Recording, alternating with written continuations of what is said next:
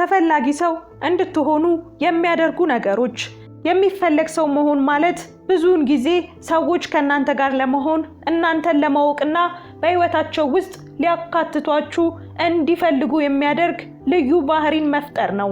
ይህ ማለት ማንነታችሁን በፍጹም ሳትለውጡ ራሳችሁን በማሳየት በሌሎች ልብ ውስጥ ሰፊ ቦታን መያዝ መቻል ነው። ከመግባባት በላይ እውነተኛ ትክክለኛ ግንኙነትን መፍጠር። ዛሬ የምነግራችሁ ነገሮች በጣም ተፈላጊ እንድትሆኑና ትልቅ ቦታ እንድትደርሱ የሚያደርጉ ነገሮች ናቸው። ሁሉም ኖሯችሁ የመጨረሻው ከሌላችሁ ግን ምንም ትርጉም የለውም።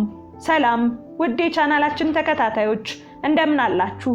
በመጀመሪያ ቻናላችንን ሰብስክራይብ በማድረግ ቤተሰባችንን ተቀላቀሉ። ቪዲዮ ለብዙ ወንድምና እህቶቻችን እንዲደርስ ላይክ አድርጉት። ተፈላጊ ሰው እንድትሆኑ የመጀመሪያው ሊኖራችሁ የሚገባው ነገር ስኪል ወይም ደግሞ ክህሎት የምንለው ነው። ክህሎት ብዙ አይነት መልክ ሊኖረው ይችላል። በዘመኑ ተፈላጊ የሆኑ ክህሎቶችን ይዞ መገኘት ከምን ጊዜውም በላይ ተፈላጊ ያደርጋችኋል። የመግባባት ችሎታ፣ የመጠገን፣ የማብሰል፣ የመደነስ ወይም የመጨፈር ብቻ ማንኛውም በጥሩ ሁኔታ ልትሰሩት የምትችሉት ክህሎትን መማር ያስፈልጋል።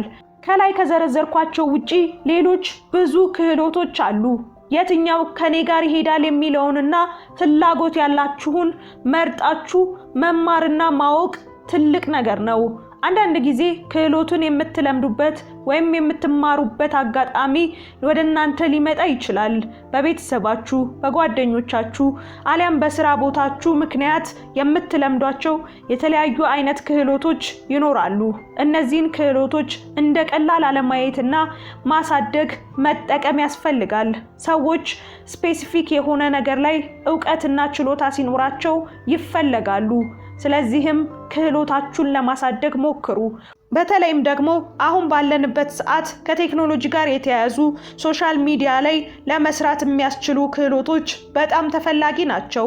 እንደ ግራፊክ ዲዛይን፣ እንደ ቪዲዮ ኤዲቲንግ የመሳሰሉ ክህሎቶች ከቅርብ ጊዜ ወዲህ ተፈላጊነታቸው እየጨመረ መጥቷል። ብቻ እናንተ ከኔ ጋር ይሄዳል፣ ይጠቅመኛል ብላችሁ የምታስቡት የትኛውም ክህሎት ባለቤት ሁኑ። የዛኔ ተፈላጊነታችሁ ሲጨምር ታዩታላችሁ። የመግባባት ችሎታም እንደ ቀላል የሚታይ አይደለም። ብዙ ቦታዎች ላይ እንደ መስፈርት የሚቀመጥ ነው። ለፍቅር ግንኙነት ብትሉ፣ ለስራ፣ ከቤተሰብ ጋር፣ ከጓደኛ ጋር ላለ ጤናማ ግንኙነት መሰረታዊና አስፈላጊ ነገር ነው። ሁለተኛ፣ ለየት ያላችሁበትን ነገር ፈልጋችሁ እወቁት። ሁላችንም ሰዎች ልክ እንደ መልካችን ሁሉ ከሰው የሚለየን የሆነ ኳሊቲ አለን። ተሰጥኦ ስንሰራ የሚሳካልን ነገር ይኖራል። ያንን ፈልጎ ማግኘትና ማሳደግ በሰዎች ዘንድ ተፈላጊ እንድንሆን ያደርገናል። አንዳንዶቻችን ስንዘፍን፣ ስናቀነቅን ጥሩ ልንሆን እንችላለን። አንዳንዶቻችን ደግሞ ተናግሮ የማሳመን ተሰጥኦ ሊኖረን ይችላል። ምንም እንኳን በትምህርትና በእውቀት የሚዳብሩ ቢሆንም ሌሎች ብዙ ተሰጥኦችንም መዘርዘር እንችላለን። እንዳልኳችሁ እንደ መልካችን ሁሉ ያለን ጥሩ የሆንበት ነገርም እንደዚሁ የተለያየ ነውና የኔ ምንድነው የሚለውን መፈለግ ያስፈልጋል። አንዳንድ ጊዜ በራሳችሁ ፈልጋችሁ ላታገኙት ትችላላችሁ። ብዙ ስኬታማ የሆኑ ሰዎች እንዴት ስኬታማ እንደሆኑ ሲናገሩ በአጋጣሚ በገቡበት ሙያ፣ በአጋጣሚ እዚህ ላይ ጥሩ ናችሁ በተባሉበት ጸንተው በመቀጠላቸው እንደሆነ ይናገራሉ። እናንተም ሰዎች የሚሰጧችሁን አስተያየት ችላ ሳትሉና ሳትንቁ በደንብ አድርጋችሁ ተመልከቱ።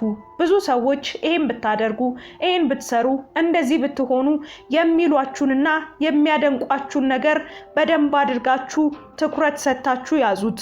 ከዛም ምን ማድረግ እችላለሁ፣ እንዴት አድርጌ ላሳድገው የሚሉ ጥያቄዎችን ራሳችሁን በመጠየቅና ደጋግማችሁ በማሰብ ልታሳድጉት ትችላላችሁ። ይሄም ከሌሎች ሰዎች የተለየንና ተፈላጊ እንድንሆን ያደርገናል። እዚህ ላይ አንድ ላሰምርበት የምፈልገው ነገር የቱንም ያህል ጥሩ ተሰጥኦ ቢኖራችሁና ለየት ያላችሁ ብትሆኑ እስካልሰራችሁበት ድረስ ከሰዎች ከአድናቆት የዘለለ ምንም ነገር እንደማታገኙ ነው። እርግጥ ነው ሰዎች ለየት ያለን ነገር አይተው አያልፉም፣ ያደንቁ ይሆናል። ግን ደግሞ ከመደነቅ ባለፈ ተፈላጊ ማንነትን ለመገንባት ከፈለጋችሁ ለየት ያላችሁበትን ነገር አሳድጉት። ለየት ያላችሁበት ነገር ለሌሎች ለብዙዎች እንዲታይ አድርጋችሁ አድምታችሁ ስሩበት። ሶስተኛ ዕውቀትና ልምድ። በየትኛውም ቦታ ተፈላጊውን ዕውቀት ይዞ መገኘትና በዛ ዙሪያ ያለ ልምድ መኖር ተመራጭ ያደርገናል። ዕውቀት ስላችሁ አካዳሚክ የሆነውን በዲፕሎማ፣ በዲግሪ፣ በማስተርስ እያለ የሚሄደውን ብቻ ማለት አይደለም።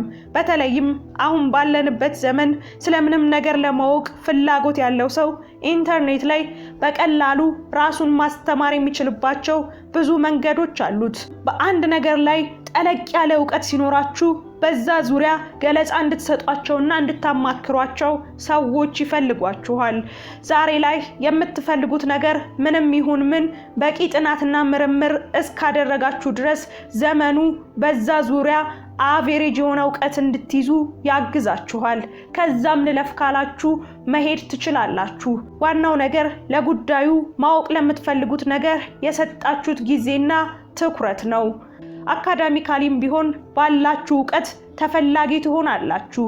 በዚህ ዕውቀት ላይ የሚጨመር ልምድ ደግሞ የበለጠ ተፈላጊና አሳማኝ የሆነ ፐርሰናሊቲ እንዲኖራችሁ ያደርጋል። በተቻላችሁ መጠን ዕውቀትን ብቻ ሳይሆን ልምድንም ለመያዝ ሞክሩ። አንዳንድ ጊዜ ሁለቱ በአንድ ላይ የማይገጣጠሙበት ሁኔታ ይኖራል። አንድ ነገር እስክትለምዱት ድረስ ክፍያን አትጠብቁ። ስራዎች ፕራክቲካሊ በሚሰሩበት ወቅት ከምታውቁት እጅግ በጣም የተለዩ ሊሆኑ ይችላሉ። በተለይም ደግሞ አካዳሚካሊ የመጣችሁ ሰዎች ከሆናችሁ ስራ ሲሰራና ስትማሩ ያለው ነገር የተራራቀ ሊሆንባችሁ ይችላል። ስራውን መልመድ ላይ አተኩሩ። አራተኛ ዲሲፕሊን ወይም ደግሞ ስነ ስርዓት ልንለው እንችላለን። ይሄ ማለት ያላችሁን የገነባችሁትን ነገር የሚያስቀጥልላችሁ ትልቅ ፓወር ነው። ባጭሩ ለራስ መታመን፣ አደርጋለሁ ያላችሁትን ነገር አድርጎ መገኘት፣ ማንም ጠያቂ በሌለበት በራሳችሁ ህግ መታዘዝ ማለት ነው። ዲሲፕሊን በጣም ተፈላጊም የሚያደርገን ኳሊቲ ነው።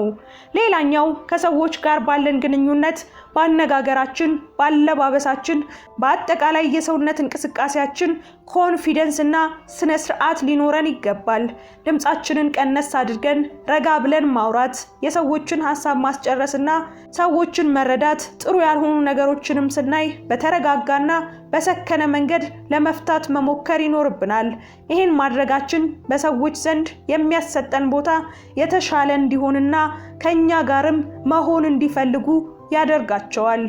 እንዳያችሁት ዲሲፕሊንን በሁለት መልኩ ከፋፍለን አይተነዋል።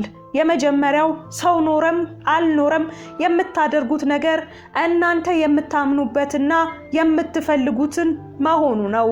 አሁን ብዙ ጊዜ ስራዎችን በምንሰራበት ወቅት አለቃዬ አየኝ አላየኝ በሚል መሆን የለበትም። የምንታዘዘውና የምንሰራው ለገዛ ህሊናችን መሆን ይኖርበታል። ሰዎች ሲያዩን የምንሰራ፣ ሰዎች ሳያዩን የማንሰራ መሆን የለብንም። ይሄ ስርዓት እንደሌለን የሚያሳይ ነገር ነው። ልክ እንደዚህ ሁሉ በማንኛውም ቦታ የምናደርጋቸው ነገሮችን ለራሳችን ታማኝ ሆነን ስናደርጋቸው ውጤታማ ያደርጉናል። በግል ህይወታችንም የአካል ብቃት እንቅስቃሴ ሆነ አመጋገብን ማስተካከል፣ ስኬታማ የሚያደርጉ ልማዶችንም ለማዳበር በምናደርጋቸው እንቅስቃሴዎች ለራሳችን ታማኝና ታዛዥ ሆነን ጠያቂ በሌለበት አደርገዋለሁ ያልነውን ነገር አድርገን ስንገኝ የፈለግናቸው ነገሮች በቀላሉ ወደኛ ይመጣሉ። አምስተኛና በመጨረሻ ደረጃ ያስቀመጥኩላችሁ አራቱ ከላይ የዘረዘርኳቸው ነገሮች ቢኖራችሁ እንኳን ይሄኛው ከሌላችሁ ምንም ማድረግ አትችሉም ያልኳችሁ ነገር ያላችሁን ነገር መሸጥ መቻል ነው። ያላችሁን ነገር እንዴት አድርጋችሁ መሸጥ እንደምትችሉ ማወቅ ማለት በዚህ ምድር ስትኖሩ በጣም የሚያስፈልጋችሁ አንዱ ያላችሁን ነገር በመጠቀም የምትፈልጉትን ማግኘት መቻል ነው። በዚህ ዓለም እስካለን ድረስ ተፈላጊ የምንሆነው የምንሰጠው ነገር እስካለ ድረስ ነው። መስጠት ካልቻልን ማንም የሚፈልገን የለም። ስለዚህ ትልቁ ነገር ያለው እዚህ ጋር ነው ማለት ነው። ያላችሁ ነገር ምንም ይሁን ምን ትፈልጉትን ነገር ለማግኘት መጠቀም የሚያስችል ዕውቀት ሁሌም በየትኛውም ቦታ ተፈላጊ እንድትሆኑ ያደርጋችኋል።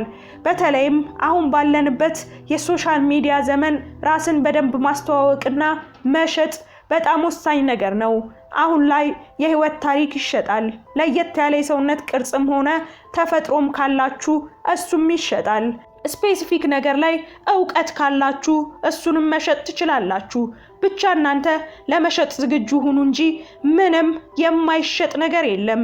ወደ ቻናላችን ቤተሰቦች እነዚህን 5 ነገሮች በህይወታችሁ በደንብ አድርጋችሁ ከተገበራችኋቸው ተፈላጊ ሰው እንድትሆኑ ያደርጋችኋል።